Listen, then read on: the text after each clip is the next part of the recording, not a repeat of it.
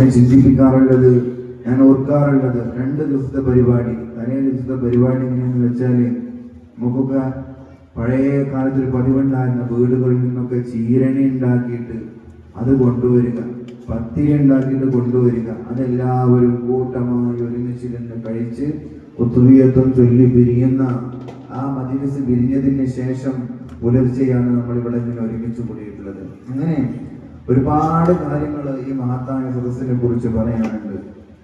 50ഓളം വർഷമായിട്ട് എന്ന് എൻ്റെ ഓർമ്മ ശരിയാണെങ്കിൽ, എന്നോട് പറഞ്ഞത് ഓർക്കുകയാണെങ്കിൽ ഞാനിങ്ങനെ ഓർത്തെടുക്കുകയാണ്. ഈ മഹത്തായ പരിപാടി ഇവിടെ സംഘടിപ്പിച്ചുകൊണ്ടിരിക്കുന്ന ഇതിന്റെ സംഘാടകർ കഴിഞ്ഞ കുറച്ച് വർഷങ്ങൾക്ക് മുമ്പ് ഓരോ വീടുകളിൽ നിന്നും പത്തിരിൽ നിന്നെല്ലാം വാങ്ങിക്കൊണ്ടുവന്നതുപോലെ വീട്ടിൽ നിന്ന് അരികളും മറ്റും ശേഖരിച്ചു കൊണ്ടുവന്ന് അത് നടത്തിയിരുന്ന ഒരു സംവിധാനത്തിൽ നിന്ന് ഇതെന്ന് എല്ലാവർക്കും ഒരു ഗ്രാമത്തെ മുഴുവൻ ഉൾക്കൊള്ളുന്ന ഒരു പരിപാടിയായി മാറിയിരിക്കുകയാണ്. മുഅ്മിനീങ്ങളെ പരിപാടി അത് വളരും, അത് ഭംഗിയാകും, അത് വലിയ പുരോഗതിയിലാകും, നമുക്കും പുരോഗതി ലഭിക്കും, യാതൊരു സംശയവുമില്ല. അൽഹംദുലില്ലാഹ്, അല്ലാഹു ആ പുരോഗതിയും ആ വർധനവും ഈ നാട്ടിൽ പ്രദാനം ചെയ്യുമാറാകട്ടെ. കാരണം നേരത്തെ ഉസ്താദ് പറഞ്ഞതുപോലെ നമ്മൾ ഓർക്കുന്നത്, നമ്മൾ അയവിറക്കുന്നത് മഹാനാവുന്ന അമ്പംകുന്ന് വീരാനൗലിയപ്പാപ്പാന്റെ പേരിലാണ്. അവിടെയൊക്കെയാണ് നമ്മൾ ഓർക്കുന്നത്. ആ ഒരു ബറക്കത്തും ആ ഒരു മദതും ആ മഹാനവറുകൾ വിളിക്കുന്നവർക്കുണ്ടാകും. മഹാനവറുകളുടെ കയ്യിൽ പലപ്പോഴും ക്യാഷ് ഉണ്ടാവില്ല. കീറിപ്പറിഞ്ഞ ഡ്രസ്സുമായി ഇങ്ങനെ നടക്കുമ്പോൾ പെട്ടെന്ന് ആരെങ്കിലൊക്കെ കാശ് ചോദിക്കുമ്പോൾ പോക്കറ്റിൽ കൈയിട്ടിട്ട് കാശിന് എടുത്തു കൊടുക്കും.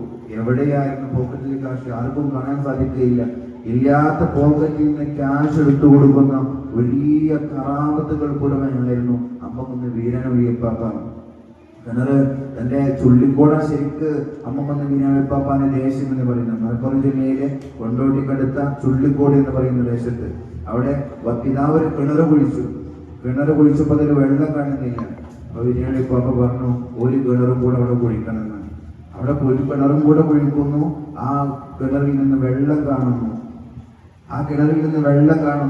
ആ വെള്ളം കുടിക്കാൻ വേണ്ടി ഇന്നും അത് അറിയപ്പെട്ട ഇരട്ടക്കിണർന്ന് ഇന്നും ആ കിണർ അവിടെ ഉണ്ട്. തൊട്ടടുത്ത് നിന്ന് കിണർ കുഴിക്കുന്നു.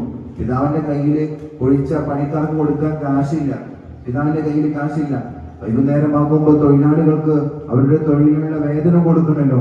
എന്ത് ചെയ്യും? മഹാനവറുകൾ ഉമ്മാനോട് പറയുന്നു, എന്റെ കുപ്പായം വന്നിട്ട് എടുക്കണമെന്ന് പറയുന്നു. ഉമ്മ തന്നെ ആകെ തെറിച്ചു നിൽക്കുകയാണ്. മകനിക്ക് വിടുന്ന കാശ്. മഹാനവറുകൾ ഉമ്മ എടുത്ത കുപ്പായത്തിന്റെ പോക്കറ്റിലേക്ക് കൈ നീട്ടിയിട്ട് കൈവച്ചിട്ട് അതിൽ നിന്ന് തൊഴിലാളികൾക്ക് ആവശ്യമായ പണമെടുത്തു കൊടുക്കുന്നു. അതൊക്കെ എല്ലാവരും കണ്ടിട്ടുണ്ടാവും. മലബാർ ഹൗസ് എന്ന് പറയുന്ന പലരും കണ്ടിട്ടുണ്ടാവും. മലബാർ ഹൗസ് എന്ന് പറയുന്ന ഒരു വലിയ ഫ്ലാറ്റ് അജ്മീറിൽ ഉണ്ട്. ഇന്നും അത് മലയാളികൾക്ക് ഫ്രീ ആയിട്ട് ഉപയോഗിക്കാൻ പറ്റുമെന്നാണ് ഞാൻ മനസ്സിലാക്കുന്നത്.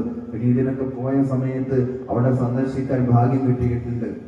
മഹാനവറുകള് അജ്മീർ പോയിട്ട്, അജ്മീർ ഫക്കീർ എന്നാണല്ലോ പേര്, അവിടെ പോയപ്പോ മഹാനവറുകൾ പറഞ്ഞു, എനിക്ക് ഈ ഫ്ലാറ്റുകളൊന്ന് വിൽക്കുമെന്ന് ചോദിച്ചു.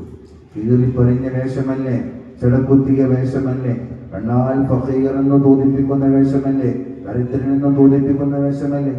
മഹാനവറുകൾ ആ സ്ഥാപനത്തിന്റെ ഉടമസ്ഥനെ ചോദിച്ചു, നിങ്ങൾ എനിക്ക് വിൽക്കാമോ എന്ന്. പരിഹസിക്കുകയാണ് എന്ന് വിചാരിച്ച ഓണർ പറയുകയാണ്, അതിന്റെ ഇരട്ടി വില പറയുകയാണ്.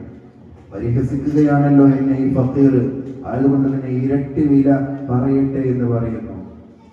ആ സ്ഥാപനത്തിന്റെ നിർമ്മാണത്തിന്റെ ആ ബിൽഡിങ്ങിന്റെ ഓണറെ അത്ഭുതപ്പെടുത്തുമാറ് ആ മനുഷ്യൻ നിർദ്ദേശിച്ച ആവശ്യപ്പെട്ട സത്യം മുഴുവനും തന്റെ പോക്കറ്റിൽ നിന്ന് എടുത്തു കൊടുക്കുകയാണ് മഹാനായ അമ്മ വീരാനൗലിയപ്പാപ്പ.